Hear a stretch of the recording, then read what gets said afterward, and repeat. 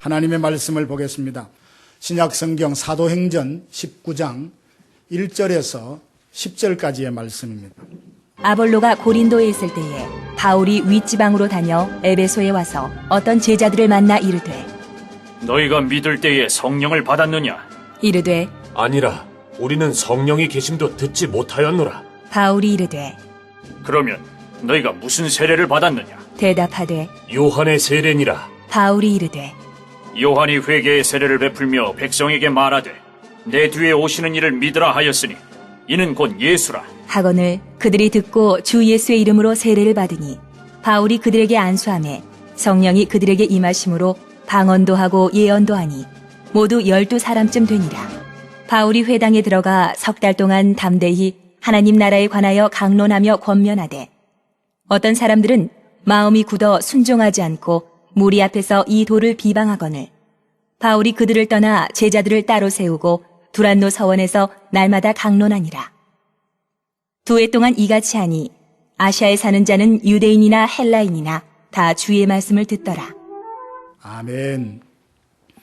바울의 선교를 보면 참 전략적이다라는 것을 깨달을 수 있습니다.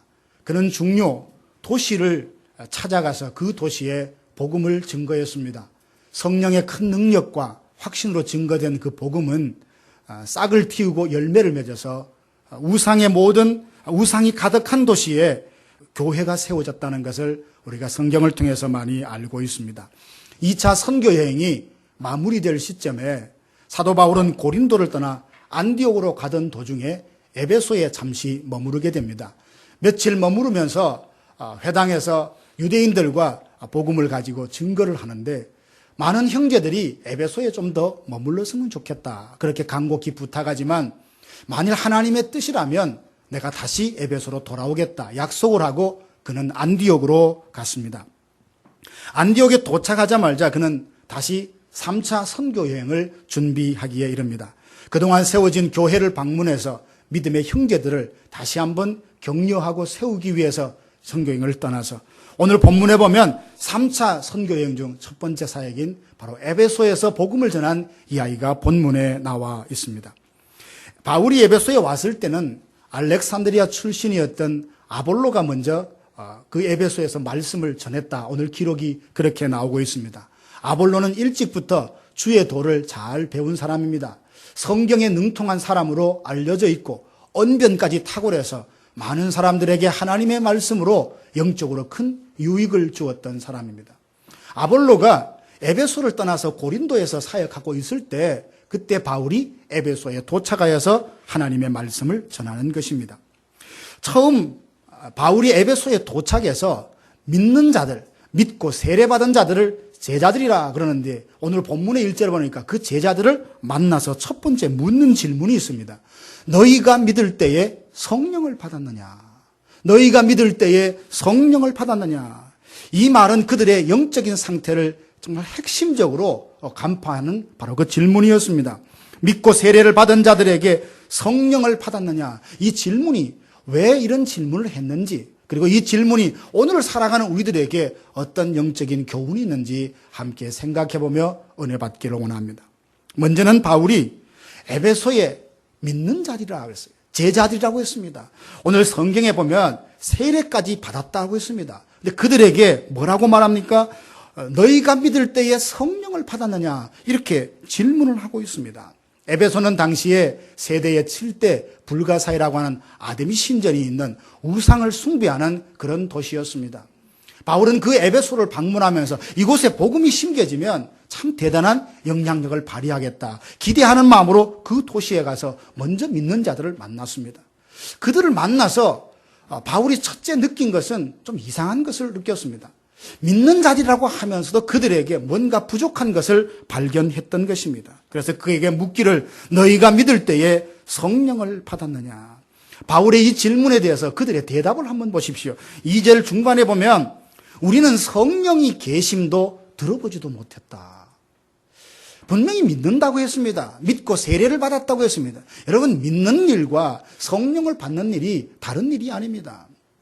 성령이 내 안에 없으면 내가 예수님을 믿을 수 없다는 것을 우리가 다 알지 않습니까? 믿는 것과 성령을 받는 것은 하나입니다. 같은 것입니다. 그런데 그들은 믿어서 세례를 받았다라고 고백을 하고 제자라고 불려지면서 그들은 성령에 대해서 들어보지도 못했다고 말하고 있습니다. 허물과 죄로 말미암아 우리 인간은 아담 이후로 전적으로 부패했습니다. 전적으로 타락했습니다. 스스로 구원의 길을 알지도 못할 뿐더러 안다고 한들 구원의 길을 걸어갈 수 없는 그런 완전히 타락하고 부패한 인생입니다. 이런 우리들이 어떻게 구원을 받을 수 있습니까? 고린도전서 2장 12장 3절에 보면 성령으로 아니하고는 누구든지 예수를 주시라 할 수 없느니라. 성령이 아니고는 예수님을 믿을래야 믿을 수 없다는 것이 바로 성경적인 가르침입니다. 그래서 믿는 것과 성령을 받는 것은 다르지 않습니다. 믿게 하시는 분이 바로 성령이시기 때문입니다. 누구든지 성령으로 아니하고는 예수님을 주로 그렇게 고백할 수 없습니다.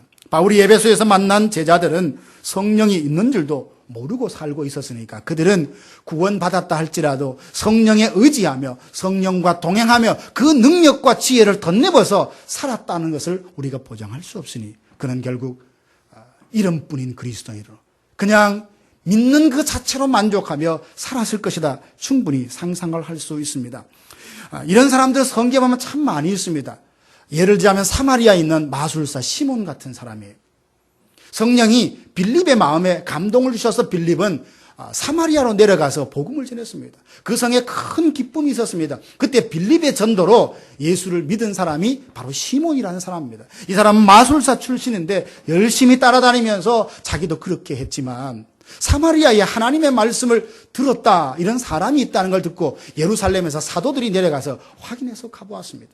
그래서 사도들은 사람들을 만날 때 안수해 주자 성령이 그 위에 임하는 걸 보고 이 시몬은 돈을 주고 하나님의 그 권능을 살려고 했던 사람입니다. 그래서 이 일로 영적인 무지함에 대해서 베드로가 아주 책망하는 그런 내용이 성경에 나와 있습니다.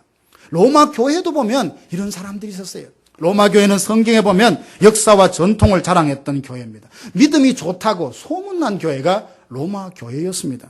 그런데 그 로마 교회를 향하여 편지를 쓴 로마서의 그 바울의 고백을 보면 참 강력한 메시지를 정하고 있습니다. 낮에와 같이 단정히 행하라. 술 취하지 말고 방탕하지 말고 음란하지 말고 호색하지 말고 그리고 다투지 말고 시기하지 말아라. 그 교회는 그 시대의 모든 다른 교회들에게 모범이 되는 믿음이 좋은 교회로 소문이 났습니다. 그런데 믿는 사람들을 향하여서 바울이 말하기를 술 취하지 말라.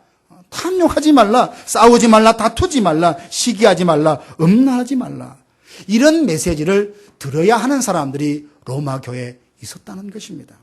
사랑하는 성도 여러분, 이 시대의 교회의 모습을 한번 살펴보시기 바랍니다. 여러분 자신들, 우리 교회의 모습을 한번 살펴보시길 원합니다. 나름대로 우리는 신앙생활을 잘하는 사람으로 여기고 하나님 앞에 감사하며 나아갑니다. 혹시 우리 중에 십자가의 능력으로 깨어져야 될 사람이 우리 중에 있지 않습니까? 여전히 하나님의 은혜가 우리에게 임해서 마음이 산산조각 나서 하나님의 은혜면은 살 길이 없다고 하나님의 은혜를 정말 경험해야 될 사람이 이 자리에 있지 않습니까? 내 힘으로는 안 된다며 정말 하나님의 그 살아계심을 삶 속에서 목격해야 될 사람이 우리 중에 있지 않습니까?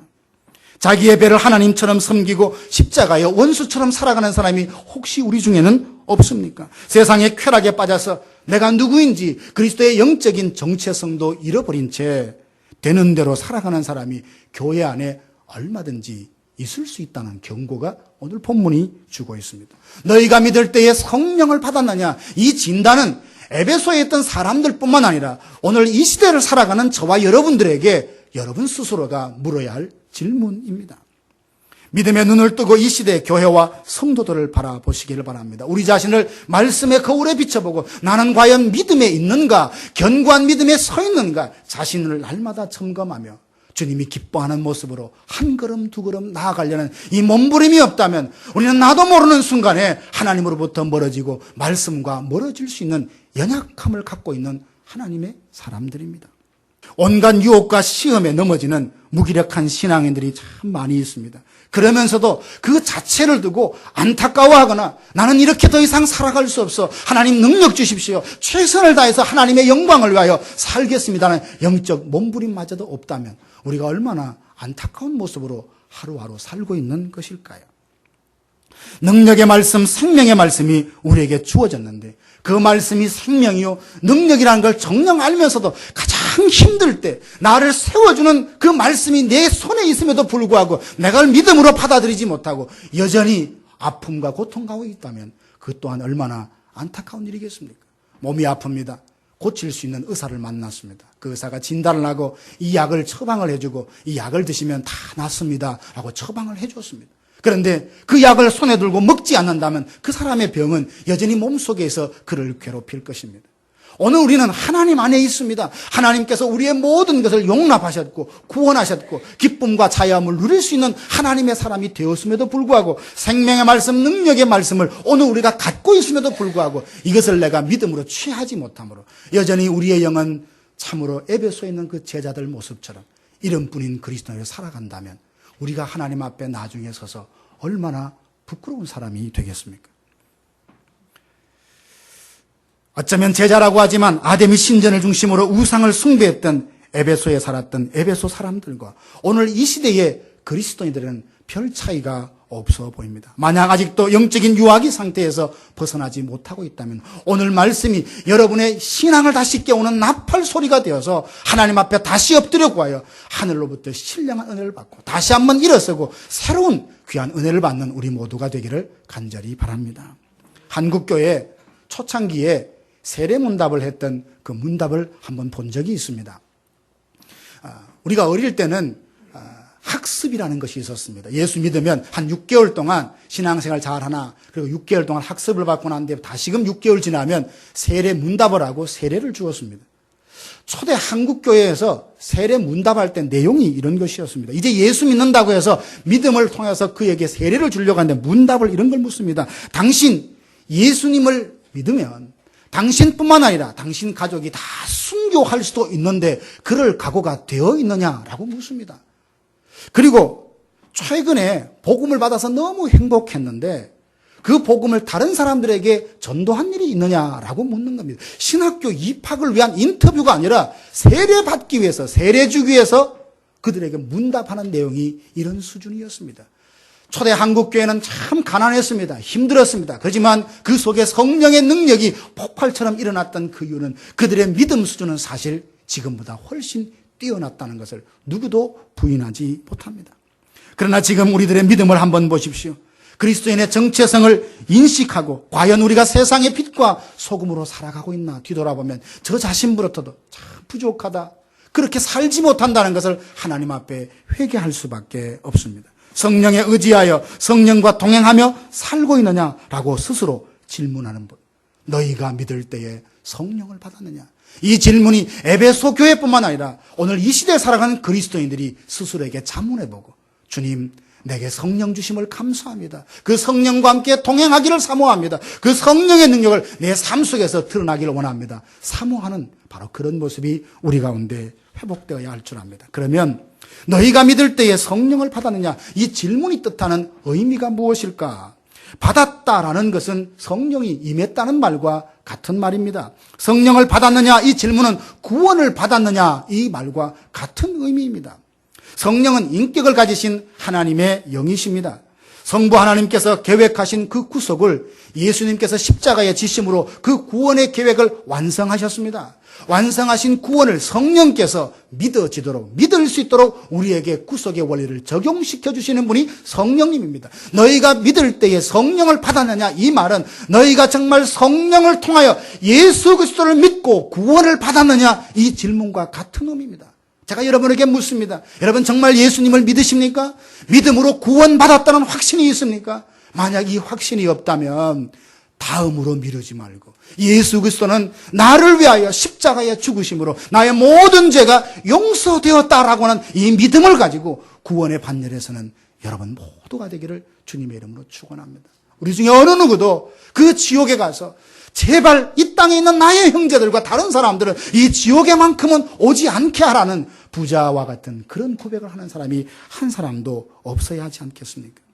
우리들 중에는 대부분 보니까 구원의 확신은 다 있으신 것 같아요. 문제는 우리가 잃어버린 게 뭡니까? 구원의 즐거움과 구원의 감격입니다. 그 어느 것으로도 바꿀 수 없는 최고의 축복을 내가 가졌음에도 그걸 품었으면서도 누리면서도 그것에 대한 기쁨을 잃어버리고 감격을 잃어버리고 살아간다는 겁니다.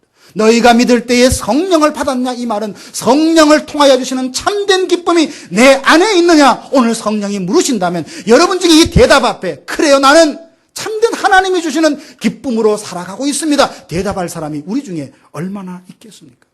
이런 영적인 현실을 아무렇지도 않은 것처럼 우리가 받아들이고 살 때가 있습니다. 그러나 다윗의 경우를 보십시오. 다윗의 고백 10편 51편 10절 12절 보면 이런 고백이 있습니다. 하나님이여 내 속에 정한 마음을 창조하시고 내 안에 정직한 영을 새롭게 하소서. 나를 주 앞에서 쫓아내지 마시며 주의 성령을 내게서 거두지 마소서. 주의 구원의 즐거움을 내게 회복시켜 주시고 자원하는 심령을 주사 나를 붙드소서. 그래요. 일반적인 사람들은 내 안에 구원의 기쁨이 사라진 것에 대하여 이게 얼마나 심각하고 안타까운가를 두고 기도하지 못할 수는 있어도 다윗은 그렇지 않았습니다. 자기 안에 구원의 확신은 있었지만 죄로 말미암아 이 기쁨이 사라진 것을 가지고 그렇게 아파했습니다. 마치 구원의 감격이 잃어버린 자신의 영혼 상태가 문둥병자가 된 것처럼 우슬초로 나를 깨끗게 하십시오. 우슬초로 나를 청결하게 하십시오. 이 심령, 자원하는 심령을 다시 한번 회복해달라고 기도하는 그의 모습을 보고 있습니다. 흥이 없는 노래를 들어본 적이 있습니까? 얼마나 지겹고 고통스러운 소음인지 모릅니다. 어쩌면 오늘 우리들이 기쁨을 잃어버린 그리스도인의 삶의 모습이 흥이 나지 않는 음악 소리와 같을지 모르겠습니다. 소요리 문답의 제일 첫 번째 문답을 보면 우리의 인생의 제일 되는 목적이 무엇이냐라는 질문이 있습니다. 그 질문의 대답은 다른 것이 아닙니다. 우리가 하나님을 영화롭게 하고 그리고 하나님을 영원토록 그 안에서 즐거워하고 기뻐하는 것이 우리 삶의 목적이라고 기록이 되어 있습니다. 많은 일들이 우리를 지치게 하고 기쁨을 빼앗아갑니다. 그런데 그 가운데서 삶의 현실 가운데서도 기쁨을 유지하고 기쁨을 누릴 수 있는 방법이 있습니다. 그건 다른 것이 아니라 성령이 우리 안에 충만하게 임하는 것입니다. 갈라디아서 5장에 보면 성령의 9가지 열매가 있습니다. 사랑과 희락과 화평과 쭉 9가지 열매가 있는데 사랑 다음에 두 번째 열매가 희락입니다. 이 희락은 기쁨이에요. 내가 성령과 함께 있으면 성령의 통치하심과 그 충만함을 입으면 내 안에 삶의 모든 조건과 컨디션을 뛰어넘어서 기쁨이 샘솟게 되어 있다는 것이 성경의 바람입니다. 오늘 우리가 이 기쁨을 성령을 통해서 회복하기를 간절히 바랍니다. 두 번째는 성령을 받았냐, 이 뜻은 성령의 능력을 경험하며 사느냐라는 질문과 마찬가지입니다. 우리는 능력 그러면 뭔가 부담을 갖습니다. 마치 능력이라고 하면 병든 자를 일으키고 죽은 자를 일으키고 어떤 이런 능력만 생각하기가 참 쉽습니다. 사도행전 1장 8절에 보면 오직 성령이 너희에게 임하시면 권능을 받는다. 이 권능이 능력이에요. 다이너마이트와 같은 폭발력을 말하는 것입니다. 이 권능은 복음을 증거하는 능력이며 하나님의 말씀대로 살아갈 수 있는 능력이며 죄를 이길 수 있는 능력을 말하는 겁니다. 이 세상에 살면서 어느 누구도 자기에게 찾아오는 죄의 유혹을 자기 힘으로 이겨낼 수 있는 사람은 아무도 없습니다. 죄는 이겨야 됩니다. 멀리 해야 됩니다. 극복되어야 합니다. 그럼에도 불구하고 우리 힘으로는 감당할 수 없는 굉장히 강적입니다. 그래서 성령이 우리 안에 오시면 그분의 힘을 덧입어 그분의 능력을 덧입어 죄의 유혹을 이기고 우리가 하나님의 뜻대로 살아가는 하나님의 사람으로 살아갈 수 있습니다. 너희가 믿을 때에 너희가 믿으면서 성령의 능력을 날마다 경험하느냐, 이 질문 앞에 우리 스스로한테 물어본다면 주님 아직도 부족합니다. 나에게 성령의 충만함을 주셔서 능력 있는 그리스도인으로 어떤 유혹도 다 극복하고 승리하는 하나님의 사람이 되게 해 주십시오. 이 기도가 저와 여러분 모두에게 필요한 기도가 아닙니까? 좋은 컴퓨터를 선물을 받았는데 그걸 쓸 줄 모르고 있으면 얼마나 부담이 되겠습니까? 오늘 우리에게 좋은 컴퓨터에 비교할 수 있는 성령을 우리에게 주셨습니다. 그분이 내 안에 계세요. 그분은 나를 떠나지 않습니다. 영원토록 함께 하시며 고아처럼 버리지 않으십니다. 그분이 내 안에 계시면서 말할 수 없는 탄식으로 나를 위하여 친히 간구하고 계십니다. 손을 내미십시오. 그리고 그분의 능력을 구하십시오. 그리고 모든 죄를 회개하고 하나님 앞에 나아가면 그분이 우리에게 능력을 부어주시고 이 땅에서 죄를 이기며 하나님의 뜻과 영광을 드러낼 수 있는 지금과도 다른 새로운 차원의 삶으로 하나님이 이끌어내실 것입니다. 그래서 너희가 믿으면서 믿을 때에 성령을 정말 충만하게 받았냐, 오늘 본문이 우리에게 묻고 있는 것입니다. 성령의 능력을 힘입지 않고 세상에서 믿음을 지킬 사람은 아무도 없습니다. 하나님의 뜻을 안다고 해도 그 뜻대로 살아갈 수 있는 힘이 없습니다. 여러분 혹시 닭이 된 독수리의 이야기를 여러분 들으셨을 것입니다. 어떤 소년이 새끼 독수리를 잡아와서 그 발목에다가 끈을 묶고 닭들과 함께 키웠습니다. 그랬더니 이 독수리가 점점 닭들과 함께 자라면서 자기가 독수리라고 하는 정체성을 그만 잊어버리고 말았습니다. 땅에 있는 모이를 닭과 함께 그 모이를 먹으려고 경쟁하는 그런 닭처럼 살아가는 독수리가 되고 말았어요. 어느 날 갑자기 이렇게 어느 날 얼굴을 들어서 하늘을 보는데 참 멋진 새가 그 날개를 펴고 날아오르는 거예요. 그 독수리가 그 하늘을 보면서 참 멋지다. 참 멋지다. 나도 날아봤으면. 무슨 말이에요? 자기는 닭이 아니라 독수리. 근데 어릴 때부터 계속 닭과 함께 어울리면서 독수리라고 하는 정체성을 잃어버리고 말았습니다. 이게 어쩌면 현대를 살아가는 그리스도인들의 모습을 꼬집는 비유가 아닙니까? 우리는 하나님의 사람이에요. 성령의 사람이에요. 시시하게 세상 사람들처럼 그렇게 살아가다가 끝날 그런 인생이 결코 아닙니다. 우리에게는 거룩한 사명이 있어요. 영광이 있어요. 하나님의 기대와 꿈이 있는 사람들입니다. 그러므로 우리는 세상 사람들, 믿지 않는 사람들처럼 그렇게 살아갈 수 없어요. 자신이 탁월하다 하지만 성령이 떠나버리면 그 사람은 아무것도 아닙니다. 그러나 사람의 기준, 세상의 기준으로 아무것도 없는 것 같아요. 그러나 성령이 그를 붙들어 쓰시면 그는 놀랍고 탁월한 능력을 감당할 수 있는 사람이 됩니다. 역사 가운데 이런 사람이 얼마나 많습니까? 여러분 D.L. 무디 알죠? D.L. 무디는 제대로 배운 사람이 아닙니다. 참 가난한 삶을 살았습니다. 근데 그는 하나님 앞에 헌신하고 싶었습니다. 성령의 충만함을 받고 싶었습니다. 그래서 하나님의 나라를 위하여 뭘 드릴까 하다가 자신의 인생을 하나님 앞에 드리기로 작정했을 때 주님의 영은 그에게 충만하면서 얼마나 많은 사람들이 D.L. 무디를 통하여 예수님을 믿게 되었습니까? 세상의 기준을 보면 그때 당시에 얼마나 똑똑한 신앙자들이 많았겠습니까? 그러나 하나님 앞에 온전히 붙들린 성령이 함께하는 사람, 그를 통하여 하나님은 위대한 일을 감당해내셨습니다. 사랑하신 성도 여러분, 지금 믿는 자 속에 계시는 성령님은 우리의 연약함을 아시고 말할 수 없는 탄식함으로 기도하시는 사랑의 주님이십니다. 그분께 손을 내미시고 그분의 은혜를 덧입고 그분의 능력이 나를 통하여 이 세상에 드러나도록 여러분 자신들을 하나님께 맡기시기를 바랍니다. 세 번째로 성령을 받았느냐 이 질문은 치유받았느냐라는 이 질문과 같은 의미입니다. 성령님은 우리를 고치시는 하나님이십니다. 회복하시는 하나님이에요. 우리는 많은 삶의 영역에서 회복이 필요한 회복의 필요성을 갖고 있습니다. 육신의 연약함 때문에 회복했으면 좋겠다. 고침받았으면 좋겠다. 경제적으로 너무나 어려워서 하나님 나에게 물질에게 회복이 있었으면 좋겠다. 하나님에 대한 뜨거운 열정을 가지고 그거 한번 회복했으면 좋겠다. 인간관계 갈등 때문에 회복했으면 좋겠다. 많은 이유와 제목, 다양한 필요들 회복을 사모하고 살아갑니다. 그런데 어떻습니까? 여러분의 의지로 회복이 가능하던가요? 여러분의 노력으로 회복이 가능하던가요? 성령이 회복해 하시는 영이십니다. 너희가 믿을 때에 성령을 받았냐 이 말은 성령이 고치는 능력, 회복하는 그 능력을 발휘할 수 있도록 그분께 너를 맡겨봤느냐 이런 질문과도 같은 의미입니다. 에스겔서 37장에 보면 성령께서 에스겔 선지자를 골짜기로 데려갑니다. 그 골짜기에 보니까 마른 뼈들이 막 사방으로 흩어져 있는 거예요. 근데 성령께서 그 에스겔에게 말합니다. 인자야, 과연 이 뼈들이 살겠느냐? 인간적으로 생각하면 그 마른 뼈들이 어떻게 살아날 수 있겠어요? 그래서 하나님께서 그에게 말씀하십니다.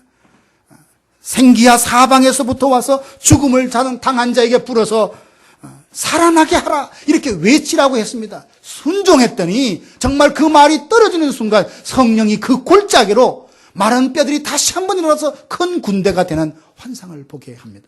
성경은 해석을 하면서 마른 골짜기에 그 마른 뼈들, 골짜기의 마른 뼈들이 이스라엘 민족이라고 설명을 하고 있습니다. 이 땅에 많은 사람들이 마른 뼈처럼 살아가는 것은 성령의 그 온전한 임하심, 성령의 능력이 임하면 그는 새롭게 일어날 것이고 회복될 것입니다.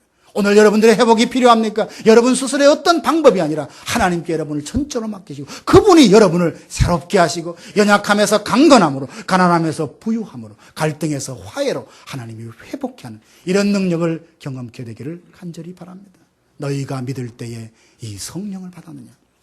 그러면 성령의 사역에 대해서 세 가지가 말씀을 드렸습니다. 하나님께서는 왜 우리에게 성령으로 충만하라 하시냐? 성령께서 우리를 구원하셔서 회복하시고 능력을 주신다고 약속했느냐? 우리에게 기대하시는 하나님의 뜻이 있고 사명이 있기 때문입니다. 그것이 무엇입니까? 8절 말씀해 보십시오. 바울이 회당에 들어가서 3달 동안 담대히 하나님 나라에 대해서 강론하며 권했다. 아니, 손수건까지 이렇게 가져가서 사람의 몸에 대면 병이 났습니다. 안수하면 성령이 임했어요. 이런 사역들을 통해서 얼마나 사람들을 모을 수 있겠습니까? 그런데도 바울은 그렇게 하지 않았습니다. 그는 따로 3개월 동안 사람들에게 하나님 나라에 대해서 가르쳤습니다. 이건 굉장히 중요한 거예요. 현상적으로 일어나는 신비적인 어떤 체험보다도 하나님의 살아있는 말씀, 하나님 나라에 대한 참된 도를 그들에게 3개월 동안 전했다는 것이 얼마나 중요한 진리인지 모릅니다. 오늘 23절에 한번 보겠습니다. 23절에 보면 이 도로 말미암아 적지 않은 소동이 일어났다, 이렇게 되어 있습니다. 에베소의 소동은 다른 게 아니에요. 아데미 신전을 중심해서 우상을 숭배하는 사람들이 그것과 관련된 비즈니스를 많이 했습니다. 그런데 바울이 들어와서 복음을 증거하니까 예수 믿는 사람들이 그 마술하던 모든 것들을 다 불사르고 다 태우는 거예요. 삶이 완전히 바뀌고 도시가 바뀌기 시작합니다. 그랬더니 그 도시가 변화되고 일어난 것은 다른 이유가 아니라 신비한 영적인 현상 때문이 아니라 하나님의 나라에 대한 도가 진리의 말씀이 힘에 있어 그 말씀이 흥황하니까 도시가 달라졌다고 성경이 말하고 있는 것입니다. 하나님께서 왜 오늘 우리에게 성령을 기다리시고 성령을 주겠다고 약속하시고 성령의 능력과 성령의 그 모든 것들을 우리가 사모하시냐? 그 능력을 받아야 우리를 향하신 하나님의 사명과 뜻을 행할 수 있기 때문입니다.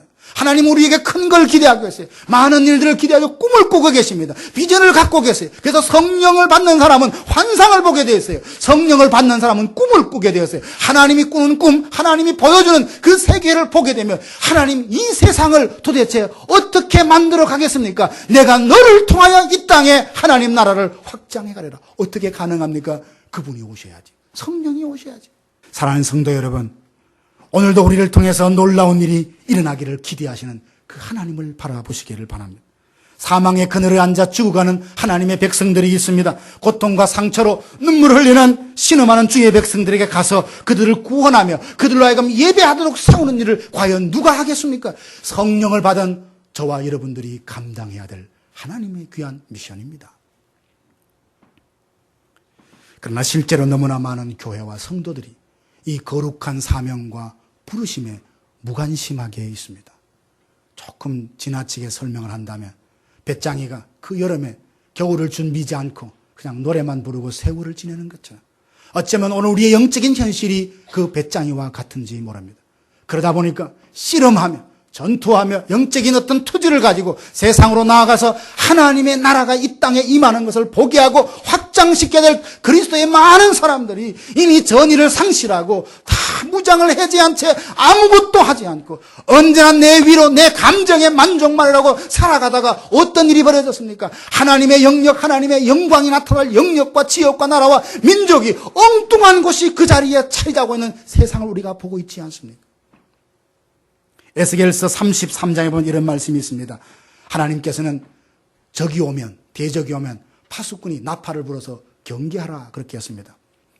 파수꾼은 나팔을 부는데 그 나팔 소리를 듣고도 경고함을 받지 않아서 자기가 어떻게 되면 그건 자기 몫이라는 거예요. 그런데 파수꾼이 그걸 보고도 칼이 성에 임함을 보고도 나팔을 불지 않아서 성내에 많은 사람들이 피를 흘리게 된다면 그 피값을 누구에게 책임을 충고하라고 했습니까? 굉장히 무서운 말씀이에요. 오늘 우리가 이 말씀 앞에 두려워할 줄 알아야 돼요. 나 자신의 삶을 돌아볼 줄 알아야 합니다. 하나님은 우리에게 성령을 주시고 능력을 주시고 지혜를 주시고 건강을 주시고 구원을 선물로 주셨습니다. 이 선물을 가지고 하나님이 뭘 하기를 기대합니까? 내가 이 땅에 살면서 좀 더 큰 집, 좀 더 영향력 있던 어떤 그런 세상이 보는 그것 말고 하나님이 원하는 강한 영적인 영향력을 발휘하면서 죽어가는 사람들을 건지며 이 땅에 하나님 나라를 확장하는 일에 우리가 쓰임받기를 간절히 기대하고 사모하고 은혜를 주지만 우리가 그 일에 관심이 없다면 언젠가 이 모든 축복이 사라질지도 모릅니다.